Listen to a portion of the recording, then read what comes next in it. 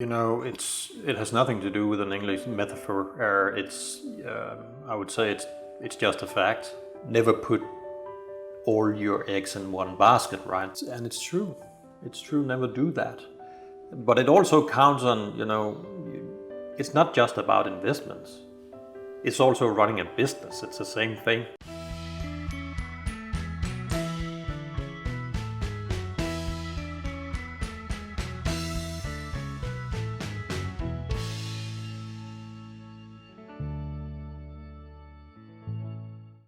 But having moving to my next question then, what kind of tips and advice then you will give the people who are going to just start their investment portfolio? What are the key areas they should focus in a sense, like, okay, this is how they should diversify their investment when they are in the beginning, they are starting about it? That's a very good question, because you have to ask yourself that question. You have to have a good gut feeling about it, right? Because don't go into something that don't do it if you can't sleep because of it. Okay. That's rule number one. So rule number one is never allocate more of your money than you can actually lose, and it's still okay. Okay. Does that make sense? Yeah. So don't overdo it, so to speak, because it'll just end up being, that you can't sleep in the night, and that's never good. Then it's better to not do it, right? But do you have a certain amount of money, and you're ready to risk it, and you're ready to lose it? Then the next question is, do you have certain interests? I would say, it's nice to be passionate about what you invest in. You don't have to, but it's nice to be passionate about what you invest in. Have a certain interest. It's always easier to become knowledgeable within a certain area if you are passionate about it, if you actually like what you invest in, right? It's way more challenging to grow your knowledge base if it doesn't interest you, right? So I would say, what interests you? Is it property? Is it stock market? Is it startups and so forth? And the third question is, of course, what kind of risk are you willing to take? Because it is very different what kind of risk different kind of investments actually bring to your plate, so to speak. Say investing in startups, for example, right? It's way more risky than investing in this regular stock market. You can invest in 20 companies, say, and only one of them become a big, maybe not survive, but become a huge success, and you make a huge exit. But it might still have been worth it, investing in 20 companies and one of them become a huge success and you have a fantastic exit on it. It might still get your money back and some. So, but that is the game we're talking about when you're investing in startups. It's not the same game when you invest in in the stock market, right? I would recommend you, if you have your job, you think of your pension, you don't have huge ambitions, say that you want to turn into a professional investor or something like that. You like to keep it safe, but you have a certain amount that you can actually allocate, but you're also willing to lose potentially, even though you actually lose it, you will still, it's okay, meaning you can sleep in the night, right? Then I believe I would look to the stock market. I will not invest in startups. I would invest in the stock market, maybe combined with bonds, and I would look into those stocks that are not very risky, but not the opposite either, meaning you also want to have a certain growth, right? Otherwise, so then it's more matter of what kind of industries we're talking. There is a huge debate as we speak whether we are looking into a change in the market, the tendency of the investments in the market, so to speak, that we might be in a period now where the whole investment strategy are changing from what is known as growth companies or growth stocks into what you call value stocks. The difference is growth stocks are typically, the Silicon Valley stocks, the tech stocks, Uber, these kind of, where you can see a huge, growth in short time, but where you also can see the opposite, right? Yeah. Into value-based stocks, it's more in the old industries. It's the banks. It's those stocks, those companies that actually creates profit. They're profitable. Yeah. Year after year after year. The growth stocks, some of them also create profits, but a lot of them don't create profit. Uber is a very good example of this. Are we looking into now the next period, say the next decade, in the 20s here, that we have that shift where we come from growth stocks into value stocks? That's a good question. I don't have the right answer necessarily for that. I have my own ideas, my own beliefs when it comes to that.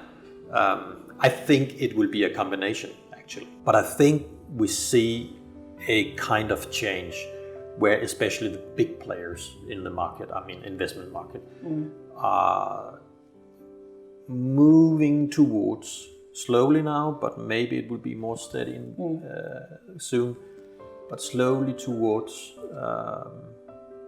allocating a bigger chunk of their portfolio into the value-based stocks, taking it, of course, from the growth stocks, right? So if that's true, we will probably see a decrease in value in what we normally see as growth stocks and a increase in value of what we see as value stocks, right? So let's see whether that will happen. I think it will be a slow process because I think it will be a bit of both in a certain period.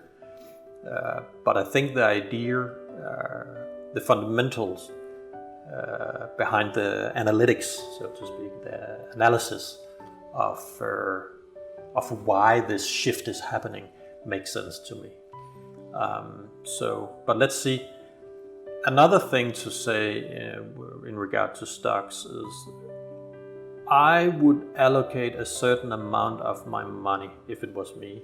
It is me also, but if, say, I was you and you want to allocate a certain amount of your money to investments, to look into what is the winner of tomorrow, who will the winners be tomorrow, and looking into the big shifts that we are seeing globally.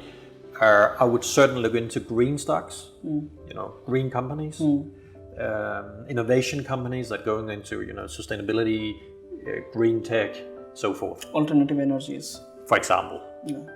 On top of that, which I believe is also one of the shifts we're looking into, maybe a bit more long term, because the green tech is happening right now. That shift is happening right now, right? Electric cars, for example, Tesla is a good example of that, right? Fisker, the new amazing electric car that Henrik Fisker is making. They actually just went to the stock market, or got on the stock market in October 2020, I think it was. Anyways, and you also see the big car players that are shifting. Maybe not shifting, but they are now also allocating a certain amount to actually creating electric cars, right? Or other alternatives to just the regular, based on gasoline and so forth, right? So the point is looking into what is the bigger shifts we see on the planet, politically, business-wise, opinion-wise. Remember, the primary factor that drives all this is, in the end of the day, the consumers. True. Of course, the consumer's opinion are also driven by manufacturers. Of course it is. Like, what does the, opinion makers, the agenda they set in their country or on the planet, of course, influence the consumers. Everything are connected, right? But in the end of the day, it is the consumers that set the course. It is, if the consumers begin to, they only want electric cars, there will be no Mercedes, right? Tomorrow, if they don't make that shift as well. Yeah. There will be no Toyota if they don't make that shift as well. Yeah. So, the same with beef. It's a very good, example as well of this green tech development or a more sustainable world, right? Because you see these, companies like Beyond Meats, for example, in US, right? That have created beef and other kind of, food that is not based on meat. Yeah. If the consumers don't want beef anymore, they will look into alternatives. Yeah. So that is the innovation I'm talking about. That is the development I'm talking about. I would allocate a certain amount, not 100%, but a certain amount into the future winners. And the future winners, as I see it right now, will be companies, companies like One People, companies like the companies we have in IBIC, right, as we talked about earlier, but it would also be, Tesla and Fisker Inc.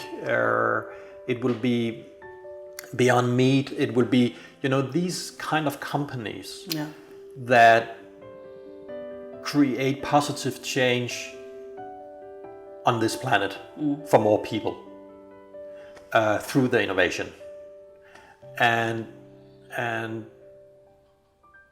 maybe it's worth looking into their stocks if they are, on the stock market, of course, and see it as a long-term investment. Always do that, by the way. That's actually the fourth point I want to share with all you out there, and with you is, don't go into the stock market with those, going for short gain or short-term gain. You see your stock, it has increased 10% or 15%. Oh, I sell it.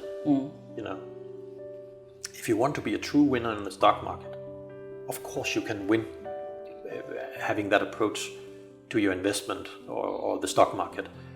But the true winners, the big winners, are those who are patient.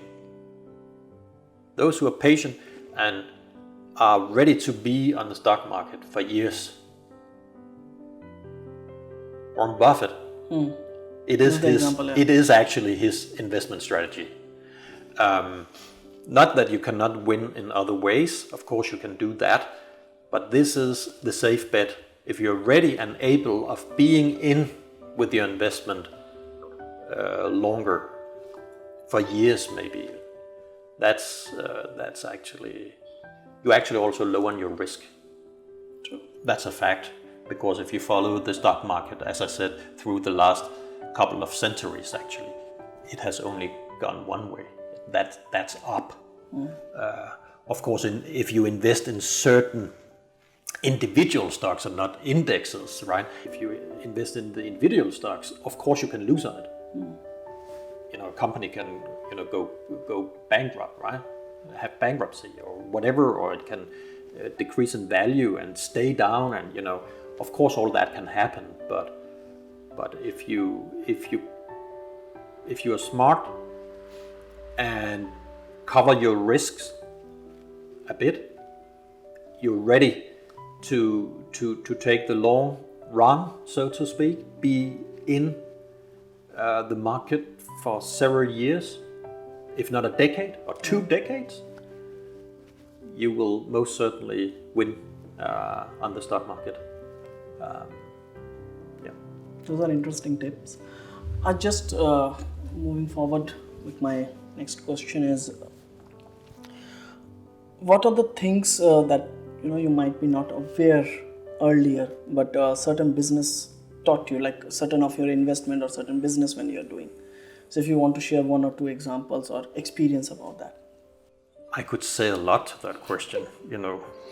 When I started as an entrepreneur, I knew nothing, literally compared to today. So it's a learning curve, right?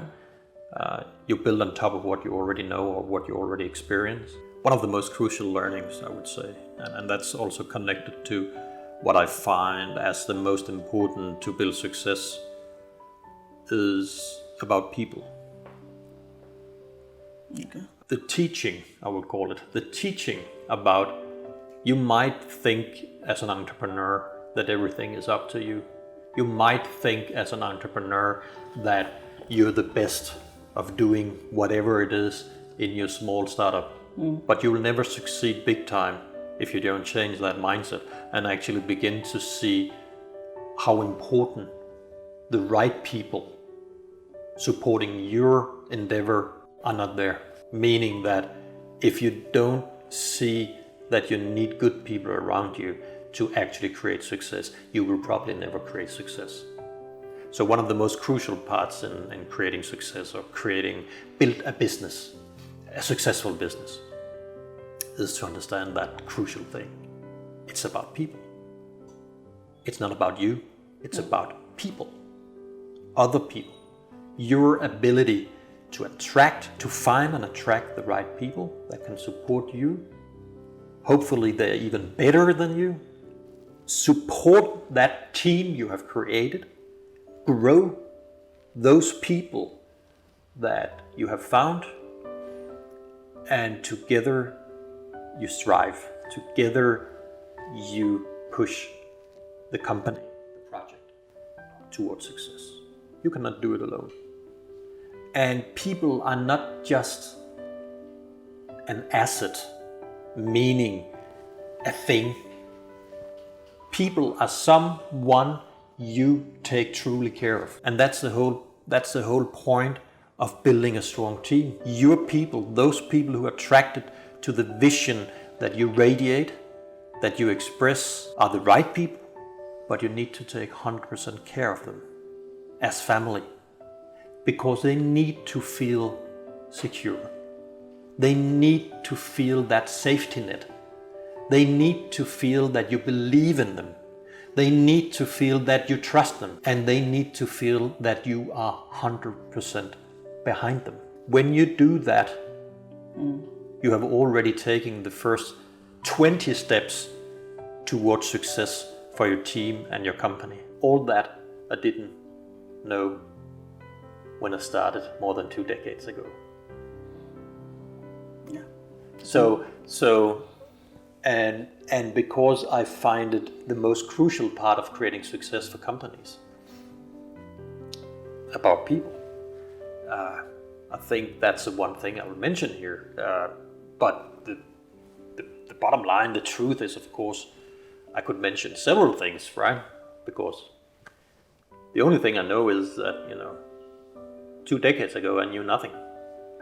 And the funny thing, do you know what that is? A decade from now, I would say the same thing. A decade ago, I knew nothing. And that's the beauty of being human. Yeah. Whether you're an entrepreneur or you whatever you are in life, that's the beauty that you really realize, that you really take it in, within yourself, and grow that understanding or that knowledge or that realization within you that, today I know more. Yeah. But one of the things I know, because I know more today, is I actually didn't know anything yesterday. True. So that ongoing process of your own growth as a human being, as your insights, as your inner realizations, as your inner growth and your knowledge base, all that, seeing that as a constant growth, but it actually means that, compared to today, I knew nothing yesterday. It's a very wise statement. If you have that approach to life, whatever you try to get out of your life, I think your life will be successful in one way or another. I deeply believe that. Thanks a lot for amazing this advices, tips about investment, and we got to know, like, yes, don't put all the investment on, don't put all your eggs in one basket. Metaphor. Thanks a lot. You're Jonathan. welcome, most welcome. Thank you so much. I want to thank all our viewers and audience here, and don't forget to subscribe Jonathan Coffee Talk, and we will see you soon with the next episodes, and hopefully we will cover more topics about it. It will be great if you can put comments, and you can mention which are the next topics or certain questions you want to ask from Jonathan. I will do that certainly with him. See you next time. Bye-bye. Bye. Thank you so much.